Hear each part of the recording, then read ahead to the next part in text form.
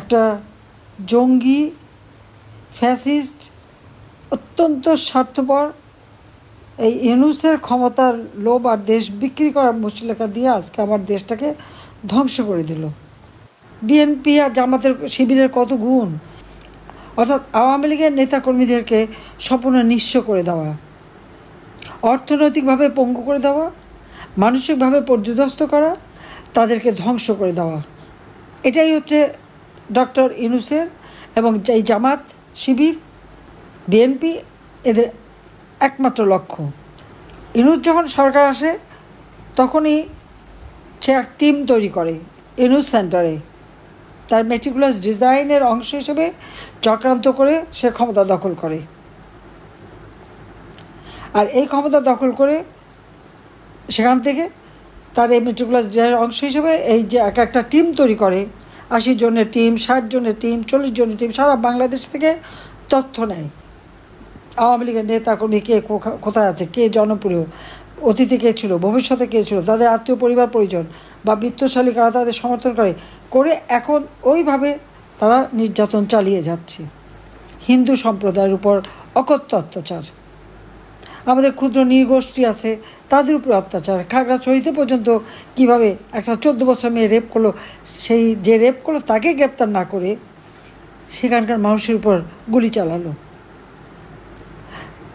কনসার্টের স্লোগান জয় বাংলা উঠলো কেন, সেখানে গুলি করে ছাত্র হত্যা। শ্রমিকরা আন্দোলন করতে গেলে তাদেরকে গুলি করে হত্যা।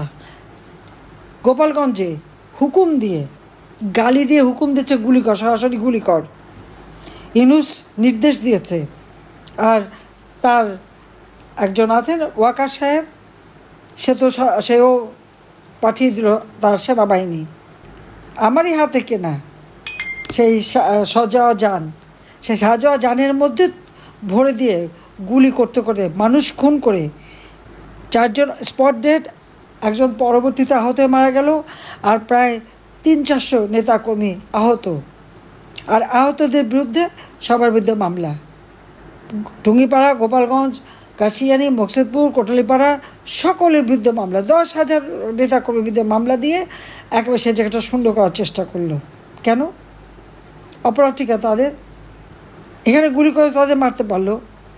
আর এখানে যখন যারা এইভাবে অপরাধ করে, মানুষকে প্রকাশ্যে পিটিয়ে পিটিয়ে হত্যা করে, যখন প্রকাশ্যে মেয়েদের উপর পাশবিক অত্যাচার করে, কিন্তু ওয়াকার সাহেব তার মেয়ে আর বউয়ের সাথে যদি এরকম হতো সে কী করতো তাহলে? বা সেনাবাহিনী যারা সদস্যরা আছে, ডিপ্লয় করা আছে সেনাবাহিনী, পুলিশ বাহিনীর সদস্য ডিপ্লয় করা আছে, তারা কি কখনো এই কথাটা চিন্তা করেছে যে এই যে নারীদের উপর পাশবিক অত্যাচার, পিটিয়ে পিটিয়ে মানুষ হত্যা, শিশু হত্যা, একটা 13 বছর ছেলেকে গ্রেপ্তার করে নিয়ে তার বিরুদ্ধে মামলা দিয়ে দেয়, 14 বছরের ছেলে তাকে ধরে নিয়ে যায়, তার বিরুদ্ধে মামলা। 2024 সালের 15ই ফেব্রুয়ারি থেকে যত হত্যাকাণ্ড ঘটেছে তাদের সবাইকে দায় মুক্তি দেওয়া হয়েছে, কারণ তাদের বিরুদ্ধে কোনো বিচার হবে না। তারা জুলাই হিরো। জুলাই হিরো কারা? সব বাড়ি ঢুকে ঢুকে লুটপাট যারা করেছে, যারা মানুষ হত্যা করেছে, মেয়েদের রেপ করেছে, পুলিশ হত্যা করেছে। এই পুলিশ হত্যার জীবনে বিচার হবে না, তার স্বজনটা কেঁদেই মরবে, কারণ এরা তো জুলাই হিরো।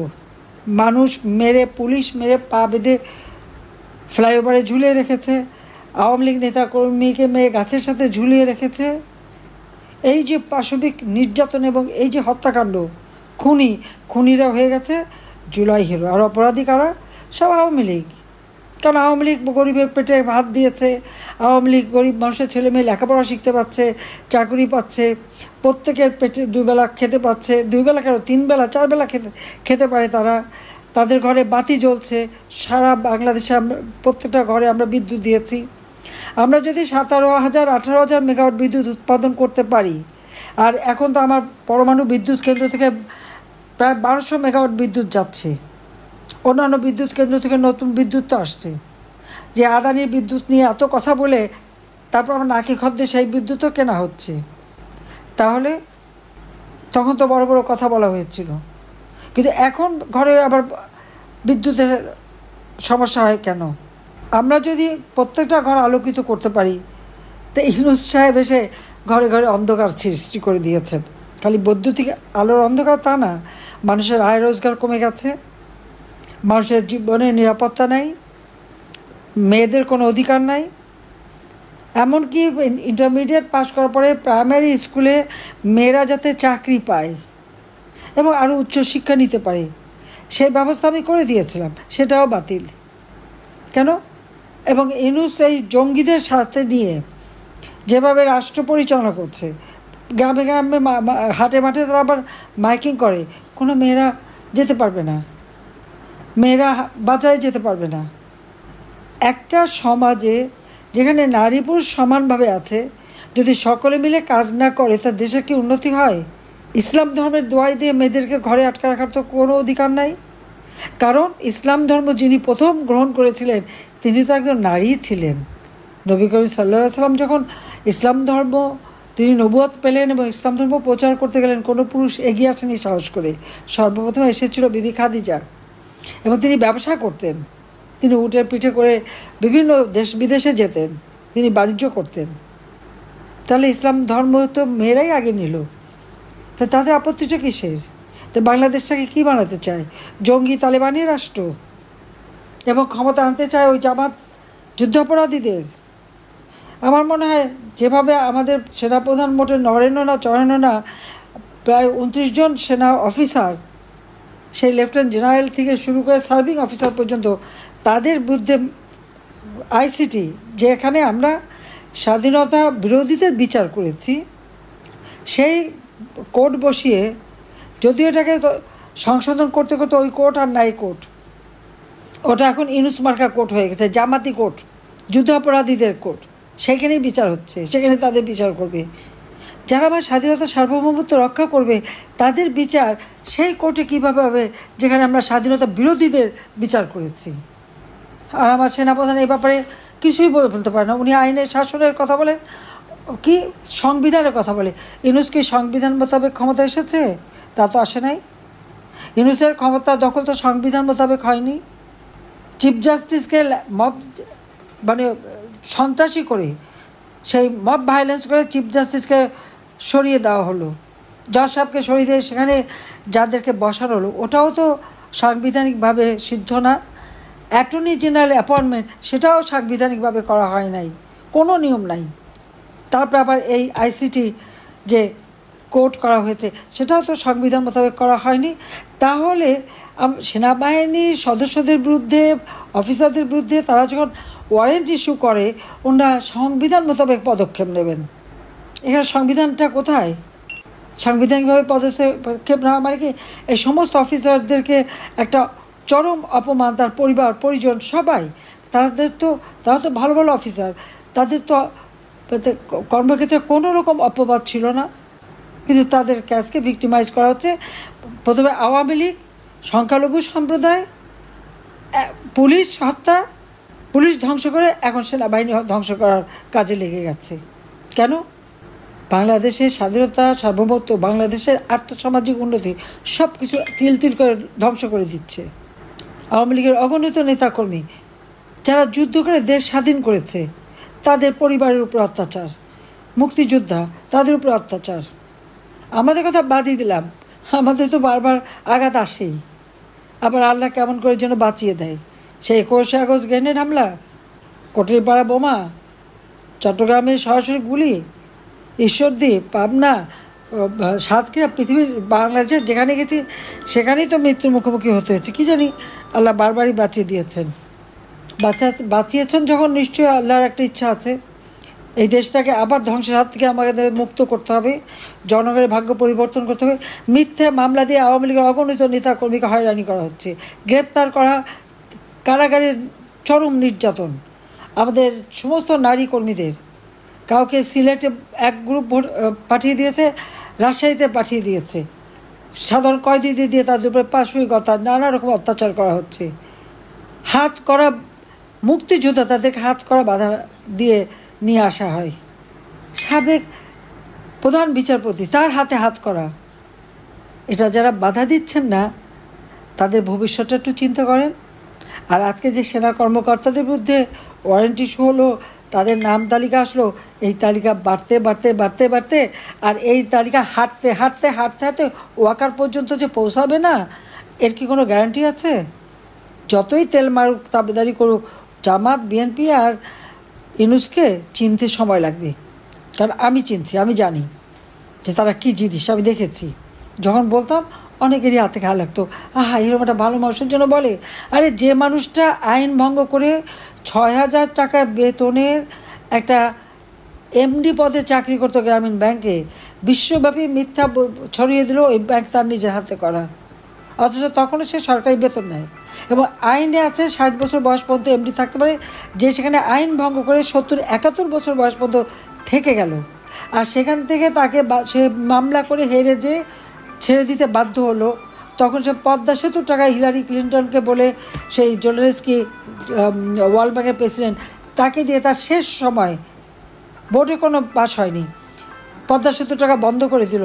বাংলাদেশের মানুষের আর্থসামাজিক উন্নয়নে যে সেতু আজকে অবদান রেখে যাচ্ছে, সেটা যা বন্ধ করতে পারে, দেশের মানুষকে বঞ্চিত করতে পারে, সেটা কী ধরনের মানুষ হয় সেটা নিশ্চয়ই মানুষের চেনা উচিত ছিল, জানা উচিত ছিল। আমি যখন বলতাম সবারই একটু হাতে ঘা লাগতো, আহা নোবেল প্রাইজ পেয়ে যাচ্ছে। উনি শান্তির জন্য কী করেছেন? গরিবের রক্ত চুষে খেয়েছেন, এখনও খাচ্ছে। তা আজকে আমি সমস্ত নেতাকর্মীকে বলবো যে এত অত্যাচার নির্যাতনের পরেও আপনারা যে সাহস দেখাচ্ছেন, আমাদের আওয়ামী লীগের তৃণমূলের নেতাকর্মী যে তারপরেও যে সাহস দিয়ে দাঁড়িয়েছেন, সব হারিয়েছেন, তারপরেও আপনারা রুখে দাঁড়িয়েছেন, আমি স্যালুট জানাই আপনাদের। গোপালগঞ্জে দেখেন, জীবনের মায়া করেনি, তারা কিন্তু ঠিকই প্রতিবাদ করেছে। জনতার শক্তি বড় শক্তি। আমি আপনাদেরকে অনুরোধ করব, আপনারা প্রত্যেক ঘরে ঘরে আমাদের উন্নয়নের বার্তা পৌঁছে দেবেন।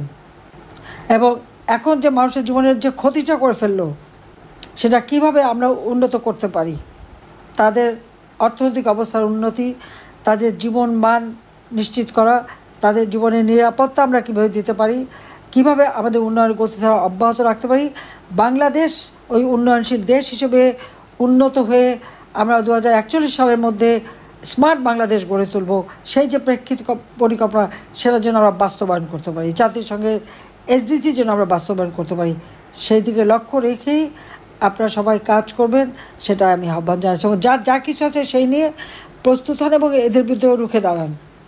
এখন রুখে দাঁড়ানোর সময় হয়ে এসেছে।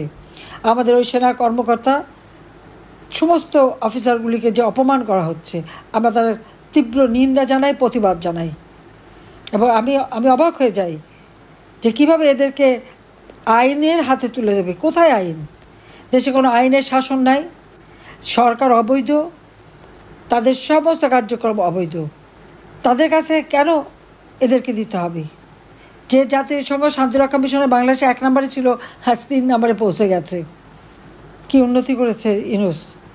কাজে এর হাত থেকে আমার দেশ ও জাতিকে রক্ষা করার জন্য সকলকে ঐক্যবদ্ধ হতে হবে এবং ঐক্যবদ্ধ হয়েই সবাইকে এগিয়ে যেতে হবে। সবাই ভালো থাকেন, সুস্থ থাকেন, এই দোয়া করি। আল্লাহ যখন বাঁচিয়ে দিয়েছে, আপনাদের সাথে কথা বলার সুযোগ পেয়েছি। কারাগারে বন্দি থাকলে তো কথা বলতে পারতাম না। আর সেদিন তো ছিল 5 আগস্ট, পরিকল্পনাই ছিল আমাকে আর রেহানাকে হত্যা করবে। এটা হত্যা মানে খালি যে গুলি করে হত্যা করবে না, চরম বেজ্জতি করে আমাদের হত্যা করবে। জনগণের মুখে খাবার তুলে দেওয়া, জনগণের ভাগ্য পরিবর্তন করা, দেশের মানুষের জীবনমান উন্নত করা, প্রত্যেক ঘরে বাতি জ্বালানো, এটাই কি বড় অপরাধ ছিল আমার? নিজের জন্য তো কিছু চাইনি, নিজের ছেলেমেয়েদেরকেও তো কিছু দেইনি, নিজের বোনটা, একমাত্র বোন, তাকেও না। ওই বাসে ঝুলে ঝুলেই তার অফিস করে খেতে হয়েছে। আমি করছি বাংলাদেশের মানুষের জন্য, কারণ বাংলাদেশের মানুষকে আমি আমার পরিবার হিসেবে নিয়েছি।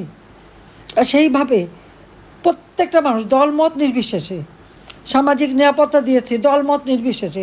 তাও বন্ধ করে দিয়েছে। বয়স্ক ভাতা, বিধবা ভাতা, প্রতিবন্ধী ভাতা, মুক্তিযোদ্ধা ভাতা সবই বন্ধ। বিনা পয়সা খাবার দিতাম গরিব মানুষকে, সেটাও বন্ধ করেছে। আজকে ডাস্টবিনে, ময়লার ভাগাড়ে মানুষের লাশ পড়ে আছে, হাড্ডি সার, কঙ্কাল সার, কতদিন যেন খাবার পায়নি। কই আওয়ামী লীগ ক্ষমতায় থাকতে তো এই অবস্থা ছিল না।